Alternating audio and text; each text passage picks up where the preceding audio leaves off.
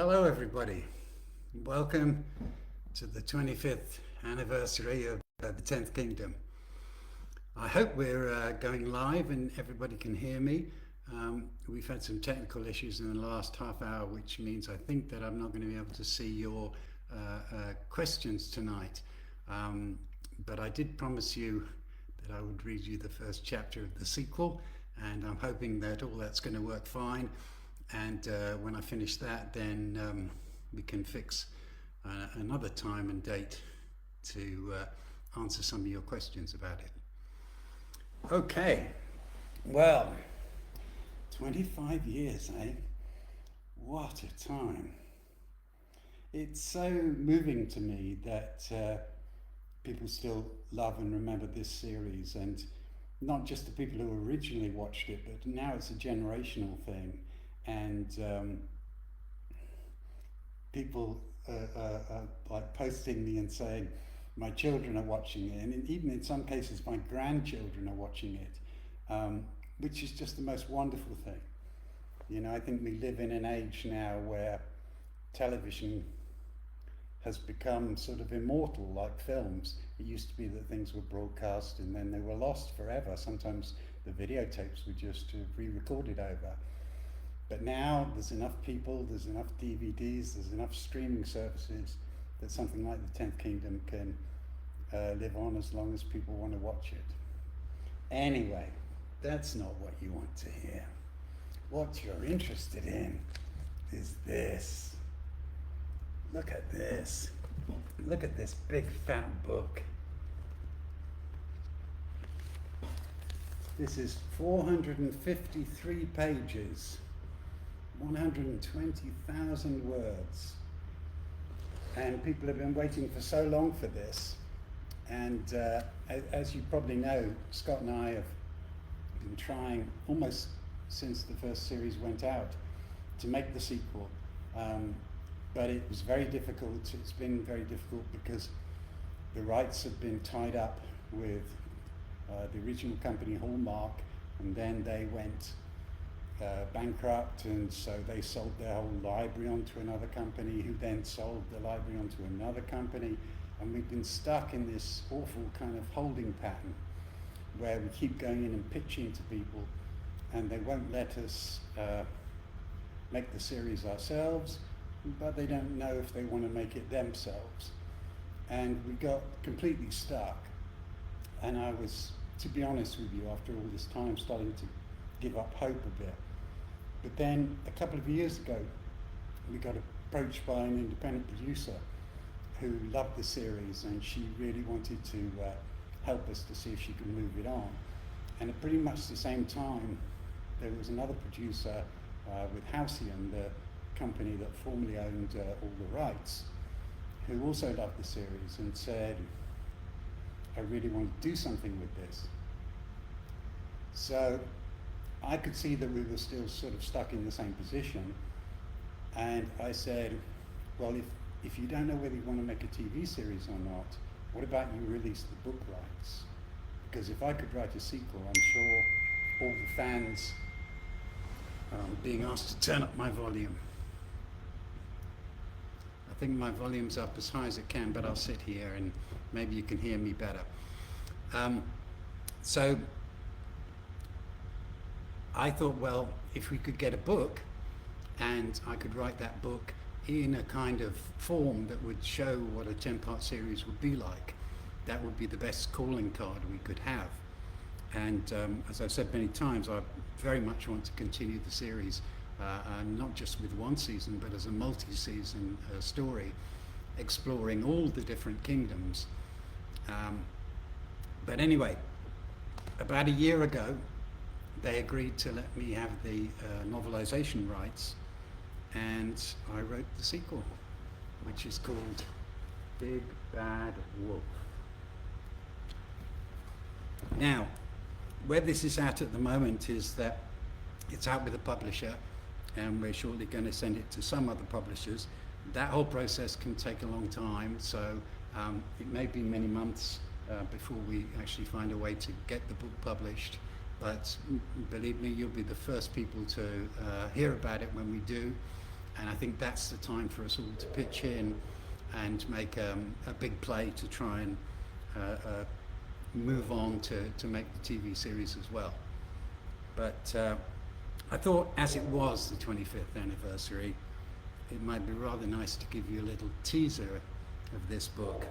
So I'm going to read you tonight now the very first chapter of Big Bad Wolf. Now, I tried to both talk to all the people who love the original series and bring back as many of the characters as I could, but at the same time, after all this time, it needs to be a new story and involve some new characters as well. So you'll just get a little flavour, I think, from this extract of where we're going and what's been happening to all your favourite characters. So here we go, guys. Big Bad Wolf, a 10th Kingdom Fairytale by Simon Moore. Part 1, The Vacant Crown. A scent and a sound, I'm lost and I'm found, and I'm hungry like the wolf. Duran Duran. Chapter 1, New York. Once upon a time, which, by the way, is a very ambiguous phrase, 4 people saved the 9 magic kingdoms. Well, 3 people and a dog, to be more precise. Actually, 2 people, 1 dog, and 1 half-wolf. But don't worry, we'll explain all that later. All you need to know for now is that this is another unlikely story about rather reckless, slightly incompetent heroes, but heroes nevertheless. So much has happened since our last story, but even more than that, so much has not happened, because time enchantment is the worst curse of all. Time stops and freezes you in your tracks, and such are the tortured rules of spells that you cannot be released until you've thoroughly learnt your harsh lesson, whatever that may be. Everyone holds their breath in the cruel magic of suspended lives. Have you ever noticed that when you crave adventure, you get a snail's life? And when you need peace and quiet, adventure blows your world apart and leads you down another road where the pulses race and the heart rules the head. To have a destiny, to do great things, have great romances and great adventures. Who would not choose that? Who would rather stay at home by the fire and have an uneventful life? Who wants to read thrilling stories rather than live them? Most of us. But not Acalia, the only child of Wolf and Virginia. She yearned for something to happen, anything. But be so careful what you wish for, young woman, because the once upon a times are a-changing. Acalia knew one thing for certain. She didn't fit in anywhere. She was a loner. She had no friends because she didn't want any. Other girls her age just irritated her with their stupid obsessions with clothes and boys and music. If you asked anyone the last time they saw her cry, they would say never. But the last time she actually cried was on her 10th birthday, when she opened a card that purported to be from her sleeping mother, professing her undying love, but was clearly written in her father's hand. And Acalia realized she would never speak to her mother, or be held by her, or do all the things that the other girls in her class took for granted. At that point, she stopped making friends and started making enemies, because then everyone left you alone. Now, 17 years old, she was self-destructive and angry at the world. She didn't yet understand her true nature, and with every full moon, she felt like she was going to explode. Acalia had no idea that she was about to go on a bruising, blistering journey of self-discovery. But let's not get ahead of ourselves. Wolf had brought up his only daughter with nightly fairy stories, fantastic tales of how he was not just a restaurant owner, but a wolf in human form from another world where magic ruled. Woolf told Acalia how they were a magical special family, and her mother Virginia once saved the 9 kingdoms and wasn't really in a coma, but suffering a dastardly sleeping spell, and was one day destined to become a great queen. At first it was cute, and then it was confusing, and finally it seemed downright cruel. Imagine this. Every Sunday they would get the subway from their Bronx apartment and then walk up 7th Avenue to Central Park, and Woolf would invite his only daughter to search in vain for a magic travelling mirror that led to a fairy tale world. On their way home they would pass the apartment block where Woolf said her mum grew up. Outside the building was this strange cult of New Yorkers called the Murrays, who worshipped someone called the Master and held a 24-hour vigil, waiting for their leader to return. Woolf insisted the Master was really Acalia's grandfather, Tony, who also now lived in this magical land. Well, even for a young, impressionable child, it was a stretch, and little Acalia kept her father's tales to herself for fear of ridicule at school. When she was young, she loved his stories, and she loved her dad. He was, after all, the only family she had left. But they never found the magic mirror, however hard they looked, and Acalia's mother never woke up. Then Acalia hit puberty, and the stories she once loved to hear now seemed heartless lies, and she became increasingly angry at the fantasies her father inflicted on her. And her dad was weird in other ways too. Once a month he would lock himself in his bedroom, and sometimes she heard howling at the full moon in despair. To tell the truth, she was happy that he was usually too busy with his failing restaurant to pay her much attention. Acalia's daily ritual was pretty much the same. She registered for school and then left very shortly afterwards, escaping through the girls' restroom window. Then she roamed the streets aimlessly, vaping madly and shoplifting things she didn't really need or want. Sometimes she would steal a glass paperweight and look at it for a while, shaking the secret world trapped inside the glass, and then leave it on a park bench or a subway seat for someone else to find. Sometimes she would steal a book and draw a dark, apocalyptic picture inside it, then return it to the exact same bookstore shelf. Sometimes she sneaked into the second act of a Broadway matinee, following a family like she was part of them, slipping into a vacant seat. But the phony, forced happiness of the musicals only reinforced her own sense of isolation. The only show she really liked was Into the Woods, and she had no idea why. She took the tourist ferry around Manhattan and stared at other families, wondering what a normal life was like. She spilled coins on the floor, and while she pretended to pick them up, she reached into the bags of tourists and stole their wallets. She wasn't proud of that, but she wasn't really ashamed either. In truth, she didn't feel anything.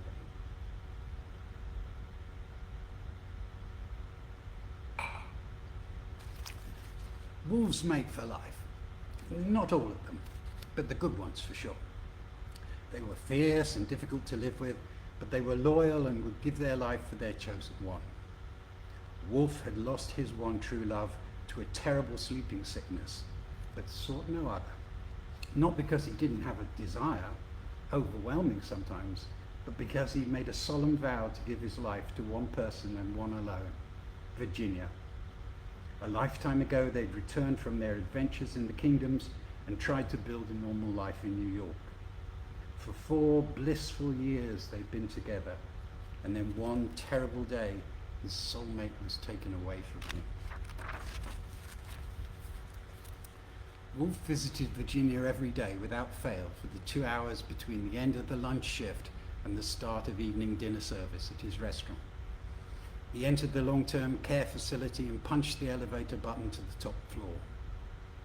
Virginia had been in a coma for almost 20 years. What was remarkable, and what stopped them turning off her life support systems, was that her brain had not regressed to a vegetative state as normally happened. Something, somewhere, was still alive in her, even though she was completely unresponsive. She received nutrients through a vein in her arm, and the nurses turned her daily to stop her developing bed sores and regularly massaged her limbs. Somehow her beauty had not left her either, and she resembled a fairy tale princess trapped in an everlasting sleeping spell, which is exactly what she was. Wolf paced the room and talked to her as though she was awake, telling her all his trials and tribulations, always ending with the promise that one day, perhaps tomorrow, she would wake up and they would be together again. But this was no happy ever after. Tomorrow never came, and it was a living death for both of them. I'll see you tomorrow, my creamy, dreamy girl, as always. Now I have to go and cook. Wolf kissed her and left the room. His love for Virginia had never dimmed or faltered, but in truth he always felt some relief as he left the care home. To see his beloved in this lost, hopeless state was almost more than a Wolf could bear, and the tears he held back in her room often poured out when he took the elevator back down to the streets and his achingly lonely life. Human wolves are all obsessional nutcases, let's be honest. And the only thing that kept the wolf from surrendering to despair was his work. He spent 14 hours a day in his tiny restaurant in Soho, between Varick and Hudson Street. The restaurant was called Rare, which was, of course, the way he liked his meat cooked. He was permanently exhausted from the long hours and the constant struggle to pay the horrendous medical bills. Wolf only had one other chef, Candy, an ex-waitress who he taught to cook and constantly threatened to sack, but never did. Together they did the hectic evening shift in a blur of relentless orders. One of his long-suffering waitresses, Trish, came into the kitchen to say that a very important customer was complaining about his lamb chops. Wolf slammed his sauté pan down and went out in his chef's whites to confront the customer, who was the deputy mayor of New York and a man who was not used to being challenged. Something wrong with your rack of lamb? It's raw. I've eaten lamb in the field and that's nowhere close to raw. It's perfect. I don't care. I ordered it well done. And my restaurant is called Rare. Well done? You mean burnt to death, blackened, scorched, singed, seared, torched, incinerated, carbonized, charred, cremated before plated, and all because a little blood makes you squeamish? Wolf worked himself up into a state of self-righteous fury. I serve melting, tender, oozing, succulent, seducing, fresh, pink flesh. It's the bite of life, the carnivorous conjunction. Do you know what we call well done in the kitchen? First-degree murder.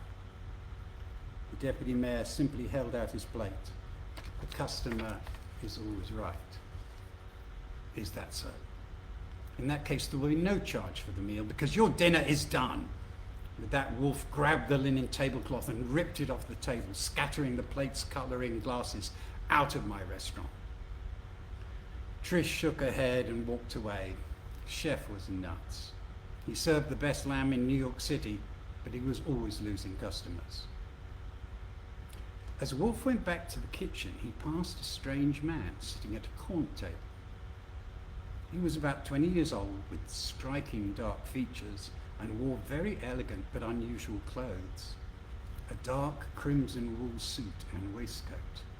Had Wolf not been so tired and angry, he might have noticed that his new customer was not a typical New York diner, but he left the room without giving him a second glance. Can I get you some water, still or sparkling? Said Trish to the young man. You have 11 buttons on your shirt and the top 3 are undone, said the stranger with a smile. No adjustments are necessary, but I thought you might like to know. I'm very hungry and I don't like things overcooked. Then this is the restaurant for you, sir. It's not called Rare for no reason. What can I get you? What do you recommend? Everything's good. The strange young man surveyed the menu again, flicking back and forwards through the pages. Well, the old me would have had one of everything, perhaps more than one. But the new me says, just a very large plate of raw carrots, please. The stranger stroked his long brown hair and looked around the restaurant, but the person he was searching for was not there. He suddenly grabbed the menu again to cover his face, then peered over the top of it. Outside the restaurant were two strangers, teenage girls wearing strange red cloaks. They peered through the window and then moved on. The young man stood up immediately and followed them, scattering some gold coins on the table and not waiting for his food. 3 hours later, Wolf finished the final dinner serving and collapsed at his desk in the small room off the kitchen.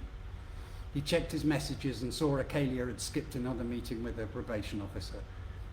But he was too tired to even care, to be honest. He'd done everything for his girl, and if she wanted to screw up her life, then that was her choice. He sat alone in the dark kitchen and sharpened his chef's knives on a stone block. When they were razor sharp, he threw them across the room into a corkboard on the wall that contained his shopping list for the next day. He threw all 3 knives within an inch of each other, but he felt weariness rather than triumph in his achievement. He put a soup bowl in front of himself and poured a pint of milk into it, topping it up with a huge slug of vodka. Then he leant over and slurped it down like a dog and thought sadly, what was the point of anything? Acalia carried an aerosol spray in her backpack, and some nights she went to the 137th Street yard and sprayed her name in blue on the side of subway trains, hoping that someone would see her swirly A-tag and think she meant something. She often ended up running from the transport guards. Sometimes she took the D train all the way to Coney Island and paced the boardwalk, but she didn't go on any of the rides, and she came back all the way to Manhattan half an hour later. Wherever she went, she always felt she was going nowhere, and when she got there, all there was to do was go back. Every day was the same, whatever she did to change it up. Her tag was really A for aimless. Except the last few days had been ever so slightly different.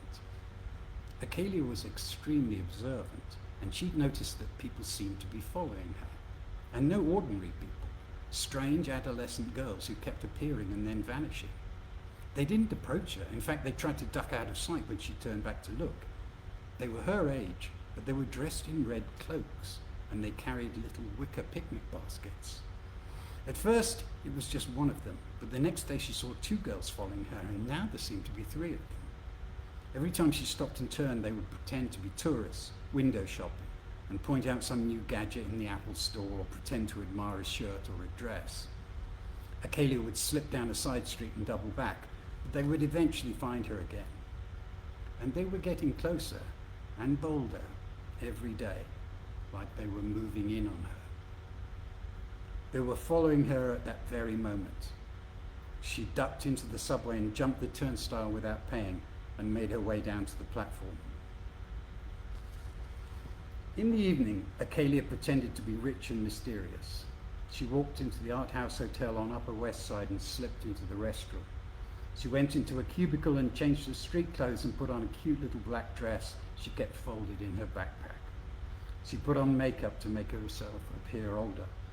She was small and not conventionally pretty, with dark eyes and tangled hair, but she had a wild, bewitching beauty when she chose to reveal it. She looked a totally different person by the time she walked into the bar in her cocktail dress and sat down. Vodka martini. Can I see ID, miss? Said the barman. Even made up, she didn't look 21. Acalia showed one of her fake IDs and grabbed a handful of peanuts from a bowl. She imagined she was someone else, someone glamorous, a spy, perhaps. As she got her drink, a young man sat down in the seat next to her, the same man who'd been in her father's restaurant just an hour earlier, with his long brown hair and dark eyes. He was a little older than Acalia, and he was devastatingly, distractingly handsome. There were other free seats at the bar, and Acalia didn't even look up as she said, "I'm waiting for my boyfriend." "I'll wait with you," said the stranger. "He's meeting me any minute." "You don't have a boyfriend. If you did, I'd smell his scent on you." Acalia swiveled her chair away from him. "You're weird." "I know, and this place makes me even weirder. I'm calming myself by counting sheep." "What?" said Acalia, turning back to look at him. "There's so much noise and so many distractions. I've been trying to focus by counting sheep." Acalia laughed despite herself. And how many have you seen? Oh, I don't need to see them, it just calms me to count. My name is Lupus, but everyone calls me Loopy. Yeah, that figures, said Acalia. What can I get you to drink, sir, said the barman. Warm milk, please, replied Loopy. Nobody warned me how beautiful you are, but we shouldn't be thinking about that at the moment, should we? No, we shouldn't. Stick with the mission and stop counting sheep. Loopy seemed to be talking to himself. He was very charismatic, but Acalia wasn't sitting at the bar to meet anyone. She was only there to confirm her deep loneliness, all dressed up and nowhere to go. Well, it was great to meet you, Loopy. Now, how about you bother someone else? She swiveled away from him again. Have you seen any girls in red cloaks recently? Acalia turned back immediately. I've been seeing them for days. Who are they? They're here to silence you. See how they found you again? He pointed out of the window to 3 girls across the street, wearing their cherry red cloaks and carrying their little baskets. Acalia felt a stab of fear. Her stalkers were back. They may look like sweet teenage girls, but they're ruthless killers. I find that hard to believe. They're only little girls with crossbows and knives, little girls who slice and dice without a second thought. Seriously? Acalia picked up her drink. And they specialize in poison. Drink that and you might end up just like your mother, sleeping for 100 years. Acalia froze with the drink at her lips. How do you know about my mother? I know a lot more about you than you know about yourself. There's going to be a fight soon. It will probably be bloody, and if you want to live, you need to run with me. Can you run with the wolves? Acalia got up off her bar stool. Look, I don't know who you are, but just don't be here when I get back, okay? You're freaking me out. Acalia walked away from Loopy, but she didn't want to go outside with the 3 strange girls waiting for her. She didn't know what to do, so she ducked into the empty cloakroom and rang her dad. But it went to answer phone, of course it did, because he was working as always. She left a message saying where she was and said there was a weird guy bothering her and could he pick her up. Acalia was brave and tough, but she felt a deep sense of foreboding. Something was very, very wrong. Then she turned around to see the 3 red-cloaked girls were right behind her, encircling her in the cloakroom. Alice, Adelina and Asia were all sweet 16, but there was nothing sweet about them. Acalia, you're in terrible danger, said Alice, their leader. We're here to protect you. That wolf is trying to kill you. Wolf? Acalia felt every hair on her body rise up. Oh yes, he's here to eat you, said Adelina. Wolves are terrible. Anything with a tail should be burnt, added Asia. Acalia tried to run, but the girls grabbed her and pushed her back into a rack of coats. Her cell phone flew from her hands and skittered across the floor. Hold her down. Open her mouth, said Alice. Asia forced Acalia's jaw open, and Alice took a little vial of frothing purple liquid from her picnic basket and opened it. Acalia tried to fight back, but they overpowered her, and Alice was about to pour the dribbling liquid down her throat when Loopy suddenly appeared through the rack of coats and smashed Adelina in the mouth with a wooden coat hanger, making her spill the liquid. He swung round and hit Alice on the head, but then Asia stabbed him in the arm with a curved little knife. As Loopy cried out, Acalia grabbed the coat and threw it over Asia's head. Loopy kicked her legs away and she dropped to the ground. Acalia stepped on Asia's knife hand and then kicked her in the head. Loopy grabbed Acalia and dragged her out of the hotel. I told you, those girls are killers. Well, that's what they said about you. I never hurt you. That would defeat the point of my mission. They ran up the street dodging traffic and kept running towards Central Park. Adrenaline coursed through Acalia's body and there was no time to think. Loopy ran straight across the road and she just pulled him back as a cab screeched to a halt and banged the side of his leg. This place is wild and dangerous, said Loopy, limping away. I'm still counting sheep, but what I'm really wondering is, where are all the horses? What? This guy seemed absolutely crazy, but he had just saved her. Well, these carriages go so fast, but I can't see any horses. Are they magic? Well, there aren't any horses in New York. At that very moment, a tourist carriage went by, offering a horse ride around the park. Loopy looked at her quizzically. Well, that's an exception, said Acalia. Lucy examined the knife wound on his arm and said it was just a scratch, even though he was bleeding. He was very distracted by everything in the bustling city, but he seemed excited more than anything else. The Tenth Kingdom. Incredible! I didn't think it really existed. Just a stupid children's story. Wow! There are far too many people to count, but here it is, and here you are. I so wish we had more time to explore, but we don't. A couple of blocks back, Wolf leapt out of a cab. He got his daughter's frantic message and immediately felt alarmed. Acalia was always getting into trouble, but she never asked him for help. He rushed into the hotel and saw staff tending to the wounded, bleeding girls in the lobby. "Don't you want to press charges?" said the doorman. "I've called the police." The three girls shook their heads and hurriedly left the hotel. Wolf stepped back as they passed him. He recognized them immediately. They were Riding Hood girls from the Second Kingdom, and they had a very bad reputation. What were people from the kingdoms doing in New York? Whatever it was, he was sure it wasn't good. Wolf quickly scoured the bar, but there was no sign of Acalia. He turned and ran into the street to follow the Hood girls, staying back far enough just not to be seen.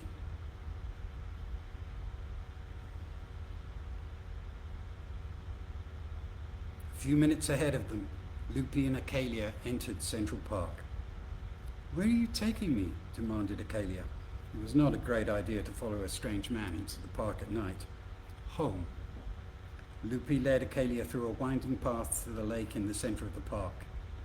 Acalia knew this route very well. It was where her father had taken her every Sunday as a child when they went looking for the magic mirror.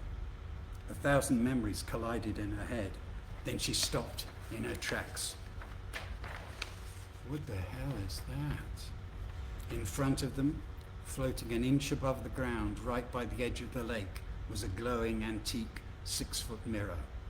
It was chipped and dirty on the surface, and the once golden corners were encrusted with barnacles, as though it had been underwater a long time. "It's our way out of here," said Lupi. "Trust me." "I don't trust you at all," said Acalia, transfixed by the floating mirror. "Do you know who you are?" "Of course I know who I am." "I don't think you do. You don't have your tail yet, do you?" "My what?" "Obviously not, but it's coming soon, trust me." He had a zip at the back of his pants, and he pulled it down briefly to show her the tip of a bushy brown tail. "Oh my God, you are a wolf!" Acalia stepped away from him, still thinking about running away, but at that moment she heard a whoosh, and a silver crossbow bolt lodged into a tree 2 feet from her head. The Riding Hood girls had found them again. "It's decision time," said Lupi. Then he jumped into the mirror and disappeared. Acalia looked back and saw the Hood girls running towards her, aiming their crossbows. She took a deep breath and followed Lupi, leaping through the magic mirror. Well, I would love to read on and read all the adventures that are just about to happen, but you're going to have to make do with that for the moment. Anyway, I hope you really enjoyed that tiny insight into the sequel, and as I said, when we can sort out the technical issues, I'm very happy to answer some of your questions about what's in the new book and the new story. I'll try not to give too many spoilers, but I will let you know if some of your favorite characters are returning. Anyway, guys, I hope you really enjoyed that. Thank you again, everybody, for watching the series, buying the DVDs, keeping the story alive. It really means a lot to me. I hope you enjoyed Watch Week, and we'll speak very soon. Bye-bye.